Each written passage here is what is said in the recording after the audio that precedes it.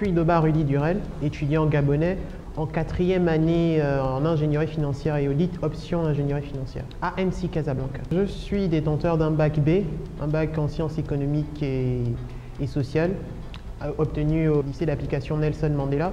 Et j'ai choisi l'ingénierie financière parce que j'étais intéressé déjà par la discipline de la finance et par les nombreux outils que l'on peut utiliser, notamment dans la formation ou même dans l'aboutissement de cette formation-là.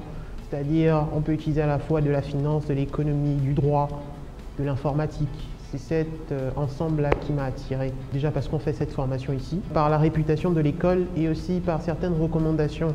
Déjà, j'ai pu rencontrer certains représentants de l'école dans mon pays, au Gabon, durant certains salons d'étudiants qui ont été organisés à plusieurs reprises. J'ai retrouvé cette entreprise, donc j'ai eu beaucoup plus d'informations sur la formation, sur l'ambiance même au sein des différents campus, mais aussi par des recommandations de personnes vivant ici au Maroc et connaissant des personnes qui ont fait la même formation que moi dans d'autres écoles ou qui travaillent dans le domaine que je cherche à rejoindre. Ce qui m'a convaincu de rejoindre l'EMSI, c'est tout d'abord la reconnaissance par l'État et tout de l'EMSI, que ce soit par l'État marocain ou même par mon État, l'État gabonais.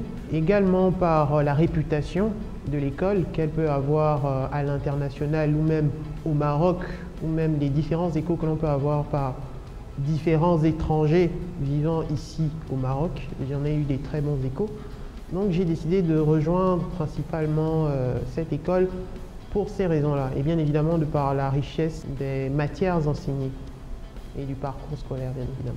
Si je devais citer 3 avantages pour rejoindre l'EMSI ou même pour y rester, ce serait tout d'abord la qualité du corps professoral. Il y a différents types de professeurs, dont certains sont clairement des professionnels. Ensuite, je dirais une certaine capacité d'innovation. En arrivant ici, de la 1re à la 4e année, il y a certaines innovations, certains changements positifs, certains ajouts qu'il y a dans ma formation qu'il n'y avait pas pour des étudiants en 4e année, quand j'étais en 1re année, etc. Et peut-être que vous, si vous venez, il y aura des changements positifs que vous aurez, que moi, je n'aurais pas eu la chance d'expérimenter, bien évidemment. Et je dirais le partage et l'accompagnement, on va dire, que ce soit au niveau du corps administratif, mais aussi par la création de certains bureaux, de certains services, comme le centre de carrière, qui aide notamment dans les corrections, rédaction de CV, rencontres avec certaines entreprises. La séparation avec ma famille s'est plutôt bien passée. Bien évidemment, au cours des années, vous ressentirez le mal du pays, le poids du temps, notamment, mais vous y arriverez avec l'habitude.